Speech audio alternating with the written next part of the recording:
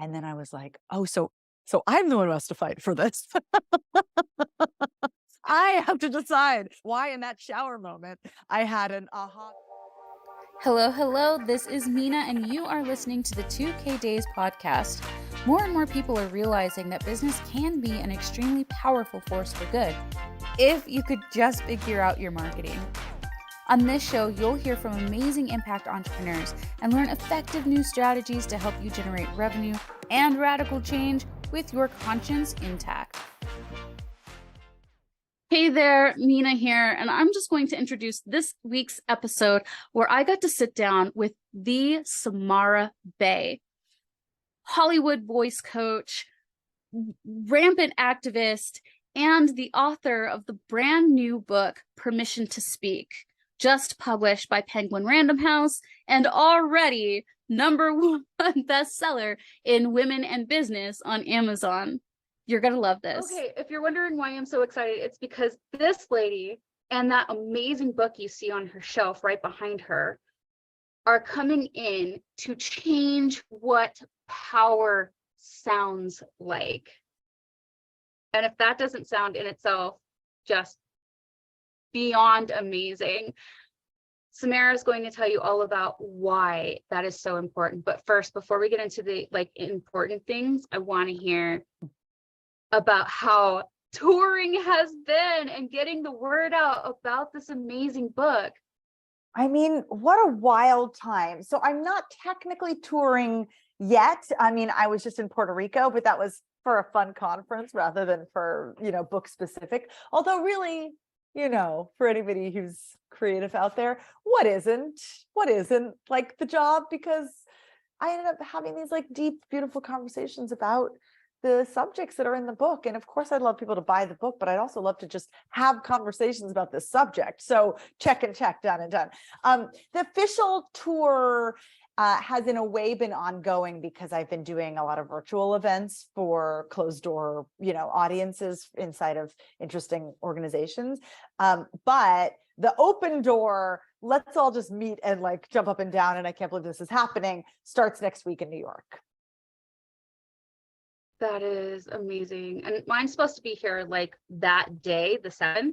Yes. So as we record this on the Tuesday prior, my book is out 1 week from today, but by the time you're listening, it'll be less than that. And this thing that I've been actually hands off, as in edits were done. I had nothing more to do for sort of a year, which is wild. But this is how publishing works. I've learned as I go. And, as a result, I've just had the spirit of the book and the invitation that something is coming to talk about for a whole year. And it's so wild that, I'm finally reaching the point where I'm actually not the only one who has to talk about what's on the inside, because people will know what's on the inside, which, by the way, is it's a whole other level of sharing my baby, Oh my gosh, no kidding. Okay, so just preview, what is on the inside? So the structure for this book came about in a single moment in the shower, like you do, about 3 years ago now, pre-COVID. And I was still in the proposal writing phase. And I had one of those shower moments where I was like, oh, it was an oh. And then I proceeded that day to write what I came to call the annotated table of contents, which is really a word or a title for each chapter, and then a paragraph about what that chapter is going to have in it. And when I presented that to my lit agents, I have to say, who were really just taking a chance on me and kind of lightly helping me write this proposal, that's when they signed me. So something about that shower aha really helped clarify what this is. So here's some examples. This came to me as a single word for each chapter, and it basically has stayed that way. We ended up adding subtitles for each chapter to give it a little bit more, context. But chapter 1, for example, is breath, which makes sense. In the moments before, we get into the actual meatiness of speaking, is this really juicy question of what do we do to prepare our body to have words from the inside, ideas from the inside, become ideas on the outside. And especially if we do not identify as someone who has always been invited into public spaces to speak freely about our thoughts. How we take that breath, our relationship to how much we bring our body into that space matters. You know, I think there's a huge amount of really practical, like scientific studies about how people hold their breath. Like we habitually, as a culture, as a mass culture, I mean, there's this, Google this concept, email apnea. So the idea that even when you just read a new email, you hold your breath in anticipation, you read the email, you forget to let your breath go. So obviously we're solving this enough on a case by, yeah, I know, right? We're solving this enough, each of us, in a case by case basis that we don't literally die. But that's the bar, that's it, right? We're taking in just enough catch breaths throughout the day. But often, and especially for women, often we're holding in our middles because of a combination, I mean, I am theorizing here as a woman, a combination of both suck-in culture that says be as small as possible in that part of your body, and trauma, the messy, beautiful, and complicated shit that lives in our gut. And if we continue to suck in all day in that area and don't take deep enough breaths that we get the right amount of breath for our thought, we're also conveniently not dipping into that messy stuff. So that's chapter 1. There's a chapter on emotion where that was the hardest one to write, hands down. It's the one that I abandoned like 4 times. And I even said to my editor at some point, what if I just canceled this chapter? What if it just, parts of it that I think are important just got like, you know, enveloped into other chapters? And she said, this is such a brilliant like coaching moment and everything, teaching, pedagogical moment. She said, okay. And then I was like, oh, so I'm the one who has to fight for this. I have to decide why I needed why in that shower moment I had an aha that emotion needed to be in there. And then I realized, right, that the bite off more than you can chew version is humans and emotions and our pathologizing of them, which is real. And I talk about, but the narrower that relates much more specifically to my topic, which is how do we show up in public in the moments that matter like a person? How does public speaking feel good? I had to really specifically hone in on how is emotion and the pathologizing of emotion, both, you know, for women, for Black women, you know, these sort of really ugly archetypal, you know, stereotypes, but also just literally our own internalized stuff around like, no one likes you when you're angry, or, you know, if you cry, you're going to, you know, lose all credibility. How do we find our way into believing that when we care out loud is when we will make an impact?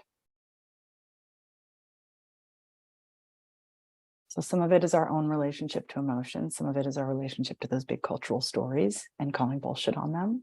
And some of it is honoring that all of our favorite moments when we watch anybody in public actually do the fucking thing and show up and say what's true, whether it's in the context of activism or at the Golden Globes. They are being emotionally available in a way corporate America has taught us is unsafe. And so we must reconcile that for ourselves if we want to make an impact ever. So that's a chapter on emotion. I mean, you know, so there's 8 chapters, and each one of them, you know, is really an opportunity for me to dive deep into. You know, I had a writer friend back at the women's co-working space where I was first writing this proposal before the pandemic, who said, she's a long history as a writer, and she said one of those like throwaway lines that ended up having a massive impact on me. She's like, think of each chapter as an essay. You're not writing a book, you're writing a series of essays. It was talk about permission. So each of these is a standalone essay, right? And of course, the order feels right and you should read it in order, but also, you know, they are standalones. And if you've ever wondered about the, for example, the double bind, it's called, where women traditionally, I know you and I have thoughts about this, feel like we're caught in an irreconcilable spot between being both strong enough to be taken seriously and likable enough to be kept around. And it's called a double bind because it feels impossible. And I came across in my, research around this, as well as honestly just in the coaching people and in thinking through what has worked for me, the idea of the strength warmth balance. So this is the kind of thing that the Harvard Business Review talks about all the time. There's like a new essay, a new study every month. Strength and warmth, interesting interplay between these two. And it feels quite clinical. And I have found through coaching a really human way in. And so there's a chapter on tone that really is about what we do have control over and how to approach the how, not just the what of what we're talking about, right?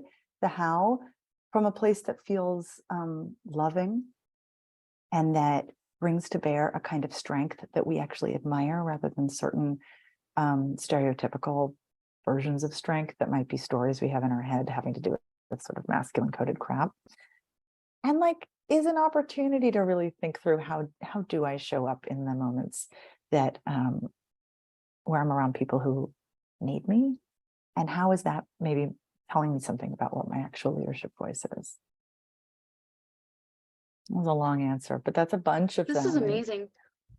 Thank you. Thanks for asking for specifics, because it's true. I don't actually talk, this is the kind of thing where once people are reading this book, they'll have their own, they'll take this off in all kinds of directions. But I'm like, here are a bunch of things. Here are a bunch of essays about a bunch of things that work. I mean, I'm a coach at the end of the day. Like all I really care about is what matters. Is what works. That is all that matters to me. And like some of what works, quote unquote, is some big idea stuff, reminding us how recently it is that people who looked like us were allowed to speak in public on our own convictions, right? That's not like technically practical in the way that like a write this down journaling exercise is, but in another way, that kind of reminder can shift people's bodies.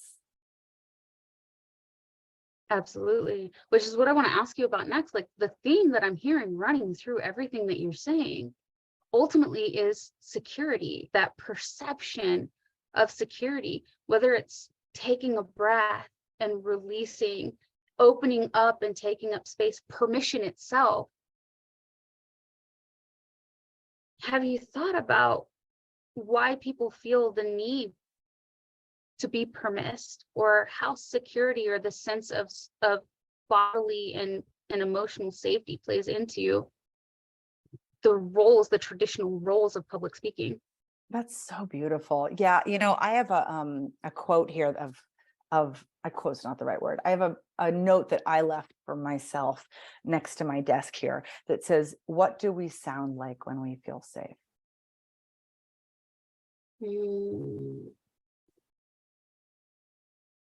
And it ties into this wild moment when I talked about this in a reel recently on Instagram, when the woman who does my hair, who's obviously brilliant, I don't remember what I possibly said that could have led to this, but she said in passing, just literally as she was like adding bleach to my hair, she was like, "Oh, did you grow up feeling safe?" Wow. It's like probably the most profound question I've ever gotten, right?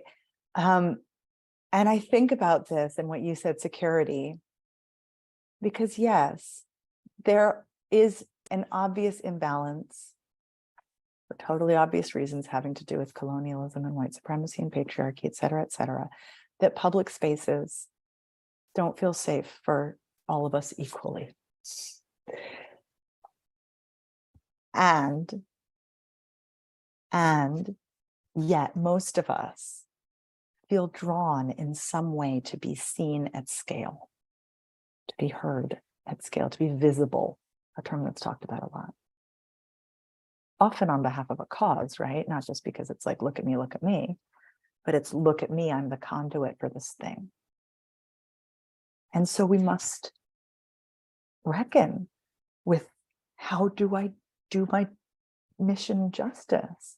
And obviously I'm thinking about your listeners here, because meaning you bring together humans who are thinking about this, right?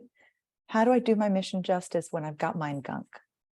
A term I just made up in the book to just like try to capture the crap, right? It's like people call it mind trash. I'm like, it's more interesting than that, because there's like a residue element, Also the word gunk, you should always use the word gunk when you So our mission is bigger than our mind gunk, and it's why we're showing up. It's why we are nonetheless pushing through into a room that sometimes doesn't act like it wants us there. And True. how do we do it's still so? really hard. And how do we do so in a way Exactly. that gives us the fighting chance to actually feel good while we're doing it, to center our own joy inside of fighting for our cause inside of these spaces. And I don't know, I'm Exactly. also working in the corporate space more and more now, where there are all these lofty, sort of diversity light ideals around having a more diverse workspace. And so we get it right. That's a Krista Wilsonism. Our friend Krista Wilson talks about I love it. DEI light, or diet DEI. So for them, right, for the leaders in those spaces who sometimes, represent the, straight white dude situation. If you're hiring diversely, how do you also listen with diverse ears to diverse ideas? Like we can't, obviously, but this is part of it too, is really thinking about culture shift. How do we call out voice bias in the way that we are learning to call out all the other biases? And how do I wish it were obvious too, Mina, because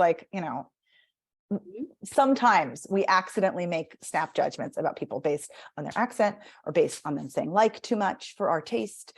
And that is an interesting moment to have a second wiser thought. What were you saying? Sorry.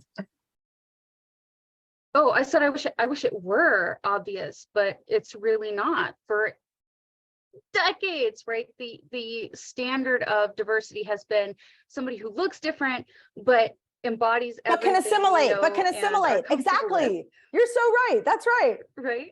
As long as you look different and have a background that is different from ours, I can handle you if you do our type stuff.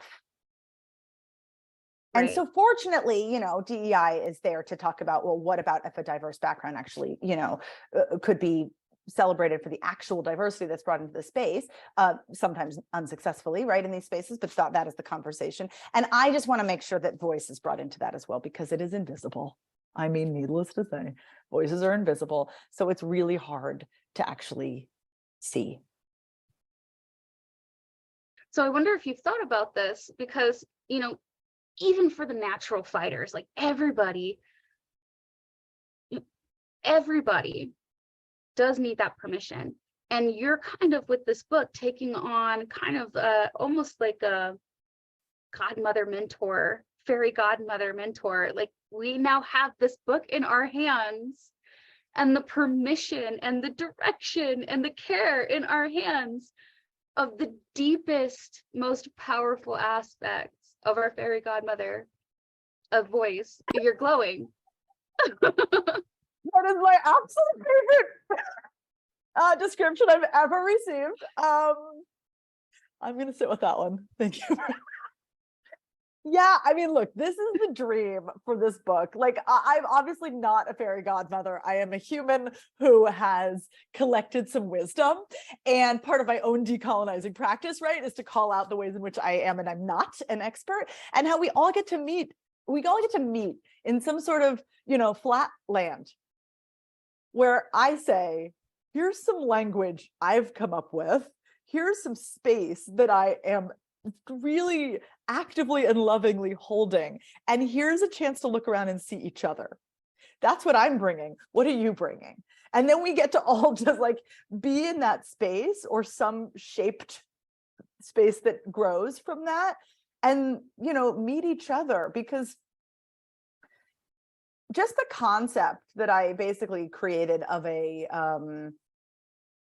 voice justice, of looking at things through a voice justice lens, right? I'm using words we all have, and I'm just trying to name a way that we can attempt to sort of throw ink on the invisible of this voice stuff, and then say, what do you think?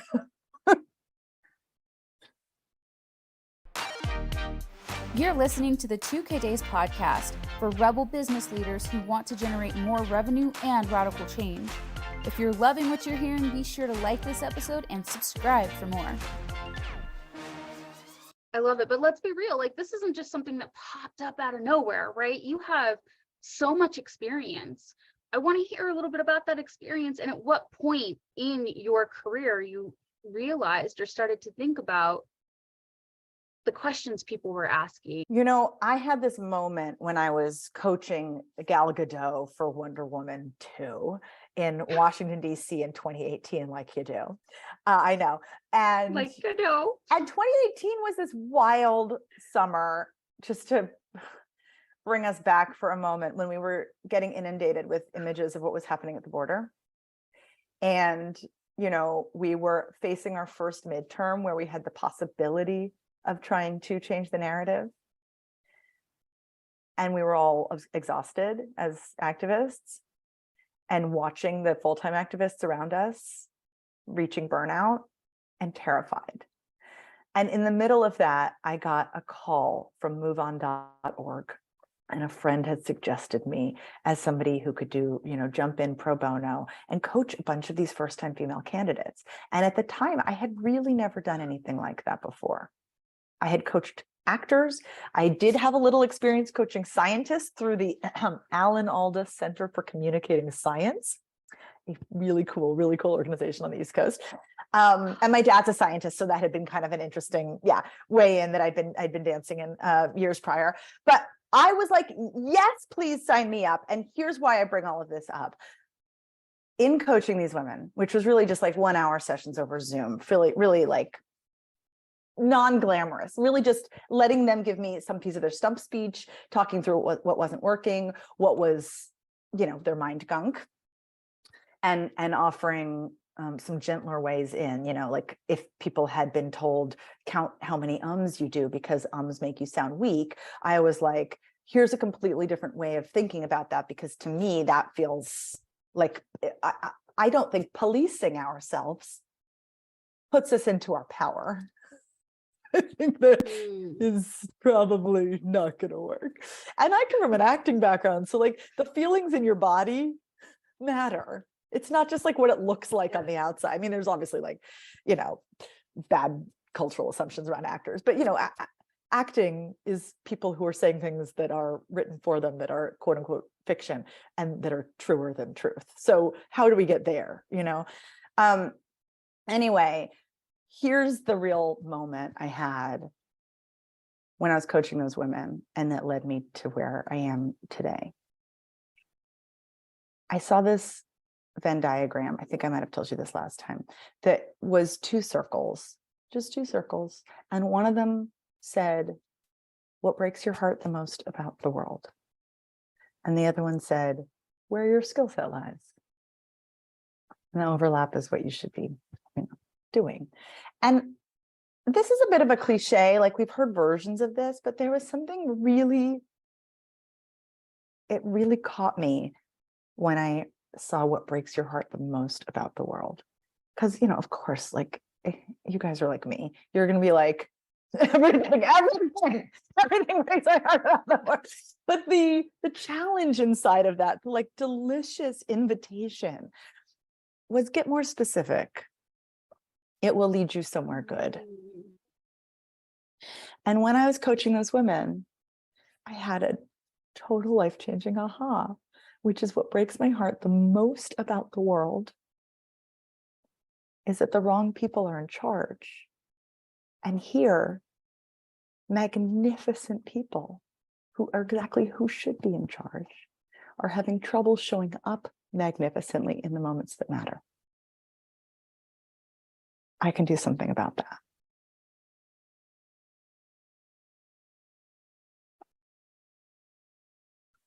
That's amazing. That was a real hard year to be a first-time candidate, let me tell you. Oh my God, you were a candidate that year. Move on endorsed. Yeah. What if My I worked first with run for you? legislature. Not that it would, I mean, you did as well as you possibly could given the circumstances, but what if we prepared? I know. I'm like, that is so wild. We were that close. The ship's passing in the night. But it's from that perspective that I know how powerful your contribution will be just forevermore. That leap from activist to politics is so terrifying. It's so hard. And it's so lonely. And that's what you're solving. That's amazing. I hadn't thought of it quite like that. But yeah, I mean, every one of those candidates was doing that thing, had that moment of, oh, fuck, no one else is going to do it. Uh-oh. And the one thing I'll say, That was a hard year, and that's exactly it. The right, resounding. right. Oh shit, I guess it's me. I heard that over and over and over, right? I mean, and it really hammered home that, you know, I don't know, I grew up thinking politicians were these other people that weren't me, partly because of obviously, you know, how they looked, but partly because it just seemed like there was this real discrepancy between the lifestyle of them and the lifestyle of people in my neighborhood. And then over our lifetime, we've gotten to experience, oh, people in our neighborhood sometimes decide, oh, fuck, it's me. And then they run for office, and then they are a politician, and they're redefining what being a politician is, or bringing back the public servant element of it, and, like, you know, underlining the word servant. You know, it's a whole different vibe. Mm-hmm. And our generation, I mean, just to see not old people. I mean, I don't mean to be ageist, but obviously, like, it's a totally different thing when you see your own peers stepping into power. Mm-hmm. Absolutely. That's so amazing. One thing I'd love to know, though, because we all have troubles. We all have something that we have to say. And I want to know, what did you have to say, and who gave you permission to speak? Okay, I'm going to take my sweater off real fast. Hold on. Okay. I got all hot when you were asking these questions. Wow. Okay, those are two really different questions, though. And they're both really, really intriguing. But, you know, I definitely fell into that category in my 20s, even into my 30s of, I don't know what I have to say. And I think this was partly from having an acting background. So really being quite comfortable with, you know, give me some lines and I'll make them work. Tell me someone else's story and I'll, you know, live into it. And it really was during that era. I mean, there were seeds planted prior, but it was really during that era in 2018 when I realized not just that aha around what breaks my heart the most about the world, but also I had a little ear to what the people that I was working with were bringing into the space, not just in terms of their own histories with their voice and their histories with, you know, oppressive societies, but also their histories with other coaches or other ways that people interact with public speaking coaching. And I began to realize that there is a bit of a industry around this, peddling dangerous, irresponsible advice, which, to be clear, is stuff like, if you want to get taken seriously, talk more like a man. A lot of those coaches, I'm not speaking about anyone in particular, a lot of those coaches are well-meaning. They are literally trying to band-aid a shitty situation. But if it's upholding a system that's hurting a whole bunch of us, I don't think that's where the future is heading.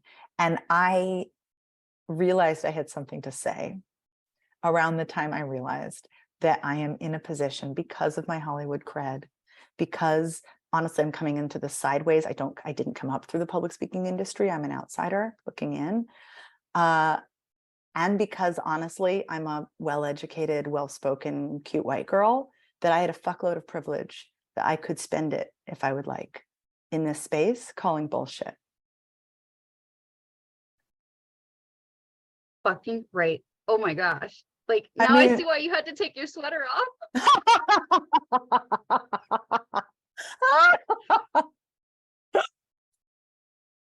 Wow. Okay. I've been told. Sound like a man. Been told. All of us have, right? In subtle ways. It's usually not, in such an obvious talk like a man, but it's stuff like if you Google, if any of you listening Googles, how do I sound more like a leader? The internet will spit back at you the answer that would have been appropriate 2,000 years ago in Greece. I think we're ready for some new rules. I think actually, and this is one of the benefits of coming at this from an acting standpoint, is that I can think about all the times that I was there coaching my actors on, vowels and consonants, but also more than anything, prioritizing, okay, how do we get this accent in your mouth, but then also make sure you can still show up authentically as a human? Like, how do you communicate even when new weird things are happening to your body? And that translates 1-to-1 over here. How do you show up like a human when you're talking to more people than you ever have before? And if we don't go off of, well, let's rely on what Google says, what the coaching industrial complex says about how to sound like a man, but instead we go in really sideways from the point of view of, well, what makes us really lean in when we're listening? What makes us trust someone?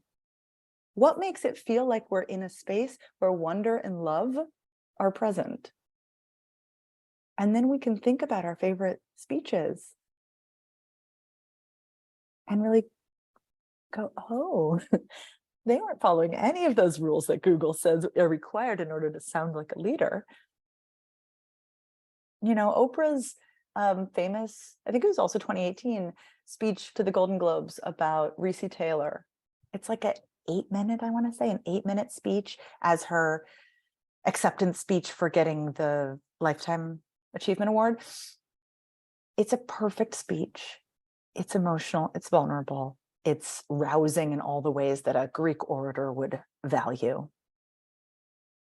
It's such a lovely indication that, I talk a lot about permission, and some of it is about the feeling in our body, right? That how do we give ourselves permission? But some of it is also getting really clear on examples that we actually would like to lean into and watch, instructive examples like that, so that we stop accidentally enjoying moments like that and then forgetting about them in the moments that we have to get up and speak, and instead thinking, oh, I don't sound like, Bob from corporate. How do I sound more like Bob? Oh gosh. Forget about Bob. So remember Oprah. I'm just saying.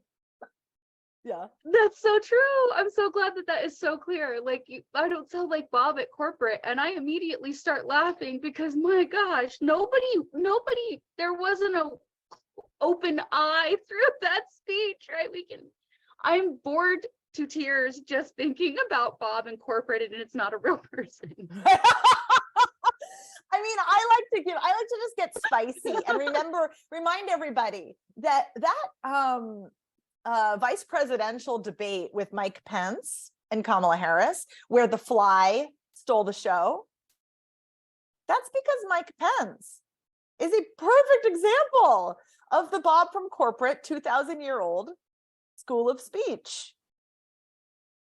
It works for some people in some cases, and you get to think through what of that would I like to play with to get what I want in certain scenarios, right? No shame. Use the tools you've got. But if all you're hearing is sound like that guy or you're doing it wrong, this is my invitation to call total bullshit on that, because the fly stole the show on purpose. Not on purpose. The fly stole the show for a reason, which is that it was more alive. Yes. Now, world, you have permission not to sound like Mike Pence. Please. Oh my God, I wonder if Mike Pence is going to listen to this. I hope so. I had a bone to pick. I lived in Indiana. I was going to school in Indiana when he first got elected governor, so he can call me. I got words. Thrilled. Mike? All the way back there.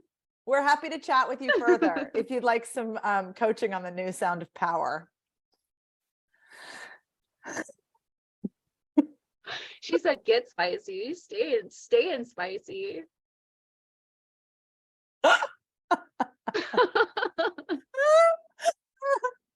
Listen. Oh my gosh. This He's gonna is why show we up to get- one of your book why we signings. do It's gonna be podcasts with- fantastic. Oh my God. Yeah, I mean, look, it will be really interesting to see what happens when this book comes out. Obviously, I do not shy away from spicy. On the other hand, it's quite a loving book and does not actually, kind of deliberately, does not have like a polemical manifesto vibe. I mean, there are little bits that do, because that's how I think.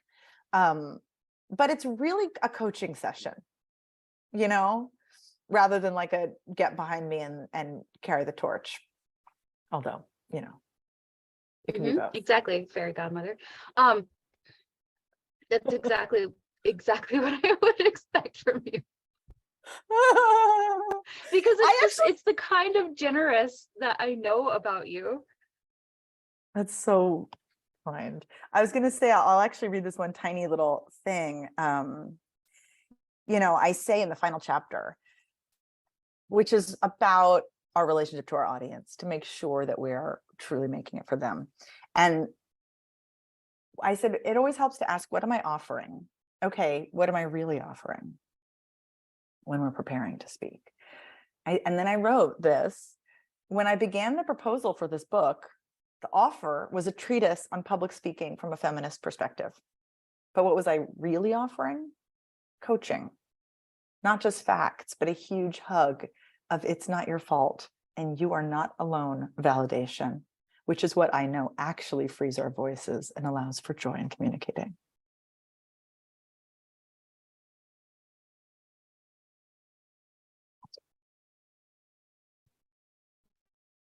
I expect wings on your Instagram lives from now on. You wrote it into the book. I did. I was like, I didn't even notice this thing where I just got like, I called out my own thing. Yeah, listen. Oh, it's gonna be so fun to get to read little bits of this book out loud to people. I actually have to decide. I mean, my first signing is a week from today. I have to decide what sections I'm gonna read. I've been kind of putting it off because I feel like it's gonna organically emerge like on my flight to New York. Have a backup. I mean, look, I know Both this and, book right? pretty well at this point. So, but yeah.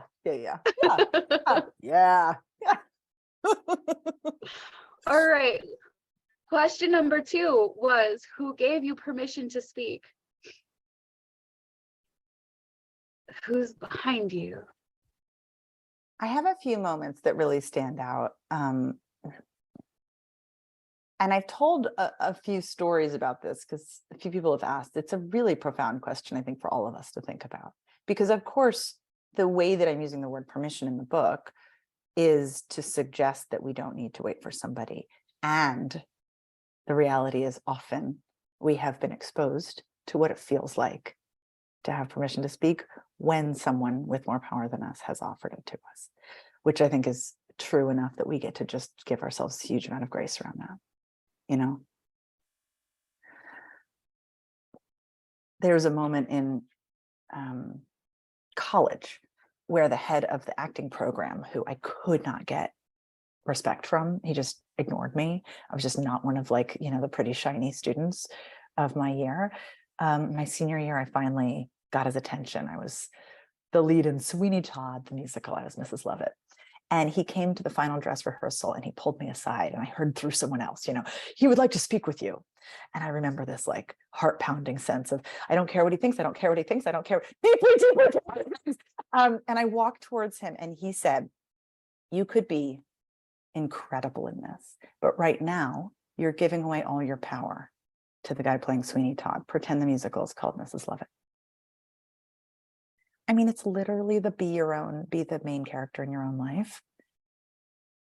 But I realized in that moment, I was being too, quote unquote, generous when that wasn't the job. That was a huge aha for me. But I actually want to say, because I've been thinking about how much my parents have been a huge factor in this. You know, the answer to that question of, did you grow up feeling safe? almost no one can say yes. And, you know, you and me as parents, that's something we probably think about every day, right? How do we give our kids an environment where they feel like they can express themselves, their real selves, and feel safe doing so? My parents did that for me. And it's so real that I almost take it for granted. But, you know, they've told me from when I was a little kid that what I'm saying matters. So, yeah. I love your parents. Oh, I love my Like, I've always wanted to meet your dad, but Ha! his research is amazing. But I love your parents. And now I'm applying this specifically to how many little minis are going to grow up safe because of something their parents learned in this book Oh my God. that Oh my changed God. how they taught their babies. I gush Well, over you so much, and you know this. I'm straight up fangirl. Anybody can ask. I'm a straight up fan, but these are the reasons why. Anytime I get exposed to you, and I'm telling you this, audience, because you have got to go out and buy this book, pre-order it right this instant, so it's sitting in your mailbox when you get home, or on your porch when you get home next Tuesday, Wednesday on the 7th, because every single time I talk to you, Samara, a new petal in the rose of your impact on the world, the future, what people learn that is possible for them unfolds. And it's just amazing and empowering, and it gives me so much hope to see every single time. And I just thank you. thank you for seeing me. Thank you. Thank you. I think you've also just hit on something else that breaks my heart about the world, although I think it's connected, right? I think we know that kids are often discounted. Yeah. I talk about it, actually. It's one of my most proud moments in the whole book, is in the emotion section. I interviewed a woman named Nancy Luna Jimenez. Nancy spelled with an I. And wow, she is a social justice leader with an institute in the Pacific Northwest. And she created this concept, adultism, which is a word to try to describe the idea of treating kids like adults too soon. Trying to give them guardrails to live a productive life by telling them to play smaller, basically. It's such profound. I mean, and she says that it's the root of all other oppression, and that there's a reason why children or young people are at the heart of every social justice movement from now till eternity. I don't need to keep trying to, misquote her from my book, but you get the idea. It's like, it's just, it's such real stuff, and like, so captures what I think we're trying to do for our kids. But then also, my addition to the conversation is, in what ways are we telling our kids, your emotions are too big, your sense of fairness is too inconvenient right now, but how much are we doing that to ourselves? Right. Right. And whose narrative really is that? Okay. I think that's our note. I think that's our note. Mina, I'm so proud of you. I love what you're up to here. I'm so glad that you're leading a community. I'm so glad I'm in it. I want to be hugging you through the screen right now, since you didn't say nice things to you. But I really love you, and I'm really grateful. Same. Everybody out there watching this, I will not tell you to buy very many things. Buy this book. This is an amazing person, an impactful person. And just having it, just the cover will make you feel so much more ready. The world needs you, your voice, your perspectives. Diversity of the mind is the path to the future. You're unlocking this with your book, Permission to Speak. And I'm going to be talking about it a lot too. So if you want to manage a conversation with me over the next month or so, buy this book because it's all I'll be talking about. Thank you so much, Samara, for being part of the community, for being part of my life, for being just the gate opener of the world, the voice opener of the world. And I will be talking to you soon. Okay, good. Thank you. Thank you, everybody. Thank you for listening to the 2K Days podcast. This episode was brought to you by the 2K Days Project, an international coalition of business leaders building a better world.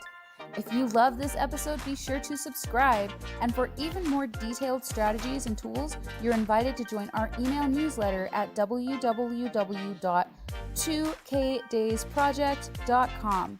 See you next week.